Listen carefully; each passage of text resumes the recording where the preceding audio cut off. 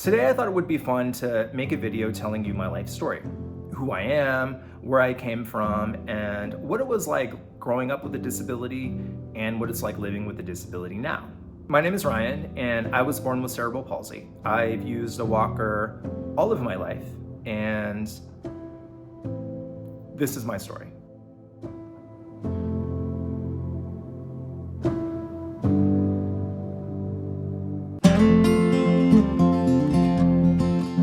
I was raised on a farm outside of Columbus, Ohio. I absolutely hated growing up on a farm. The first thing is that the winters in Ohio on a farm in the middle of nowhere were super lonely and depressing.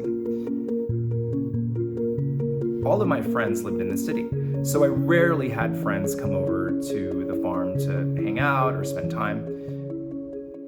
A lot of my childhood was kind of lonely, if I'm being completely honest with you. Some of the earliest memories that I have from childhood were in the hospital. When I was 3 years old, I had a major surgery on my lower back. That is one of my earliest memories, was my first surgery and living in the hospital for 3 months to recover. That young, 3 months is an eternity. My parents, they would sleep in the hospital with me at night, and then they would have to go to work in the morning the next day. And so in the morning, I was pretty much either by myself or with nurses. I remember eating hospital breakfast, eating like Fruit Loops and just basic hospital food, really, and watching PBS. I remember watching Reading Rainbow. Butterfly in the sky. Younger people may not even know what that is today, but for me, that was awesome.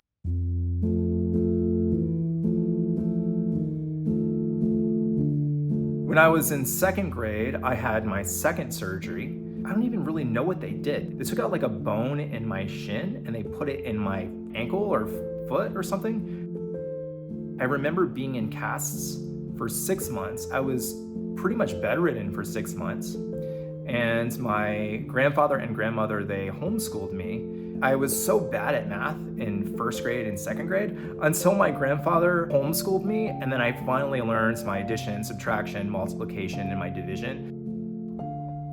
I think that's the most math that I've learned my entire life.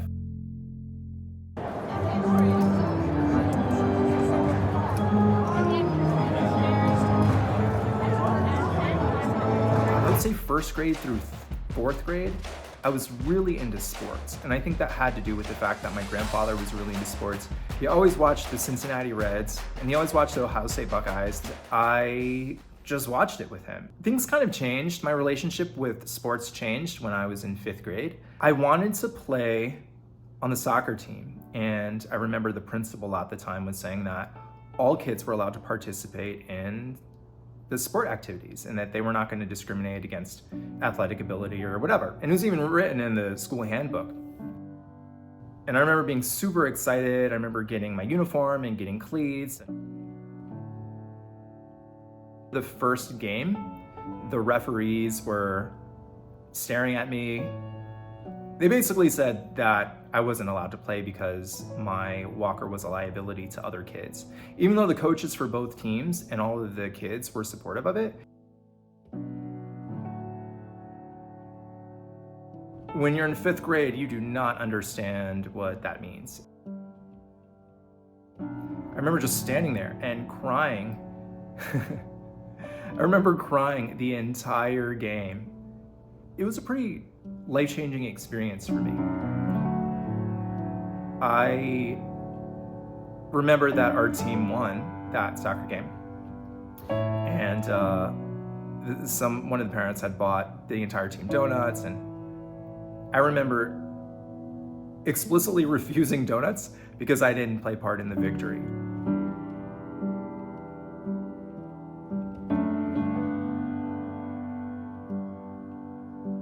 I became super resentful.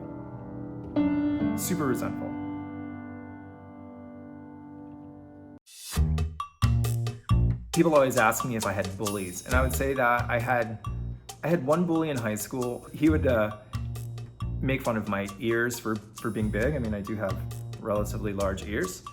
He would make fun of the spasticity in my hands. So one of the ways that cerebral palsy affects me is like spasticity in my hands. You can see that they're like super tight and they're kind of hard to open. This kid, I found out, lived close to one of my friends who I played in a band with. I told him that if he didn't stop, we were gonna take matters into our own hands. And he was just like, yeah, right, whatever. So I was like, all right. So this was right around the time where I got my temporary driver license. So I couldn't actually legally drive without an adult, but for some reason, my friend's mom would let us drive her minivan around. My friend and one of my other buddies, we drove by his house.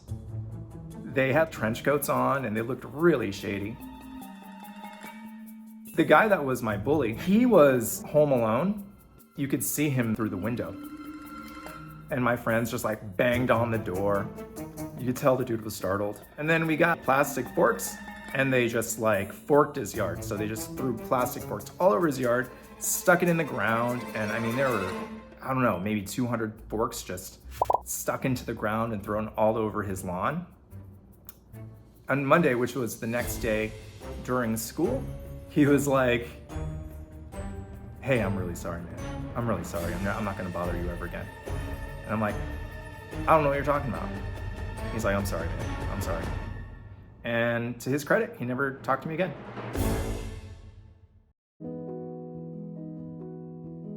In 2006, I ended up coming to Los Angeles. I was homeless. I literally slept at LAX, the airport, for 1 month. Eventually TSA caught on and they were like, dude, you gotta go. So I went downtown to the Greyhound station, which is in Skid Row. Luckily for me, I survived and nothing bad happened to me except somebody stole my bag once when I was asleep at the Greyhound station. During the time that I was homeless for 2 months, I got a job as a telemarketer. With the money that I made, I was able to find this music rehearsal studio in North Hollywood that was $350 a month. You weren't supposed to live there, but you could practice music 24 hours a day, which didn't have a shower. I'd have to like bathe myself with a cloth in the tiny bathroom. And I ended up doing that for 2 years. And you know, a lot of people will be like, oh, that's so sad that you had to experience that. Honestly, that was one of the best experiences of my life. That's my story. That's how I got here. I hope you got some value from it, or it was at least fun to watch. But I think if I have to give you some takeaways when I look back on my life, I think that the desire to prove people wrong is a very strong motivating force.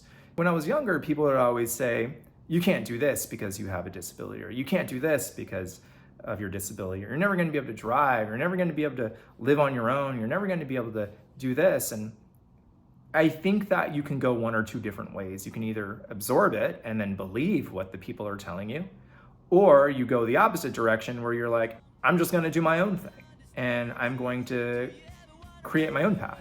I'm going to carve my own place in this world. Yeah, let me know what you like or what you dislike or what you want to see more of. This channel is sort of me experimenting. I'm not really sure where it's gonna go, but I thought I would throw up another video and see what happens. So we'll talk again soon.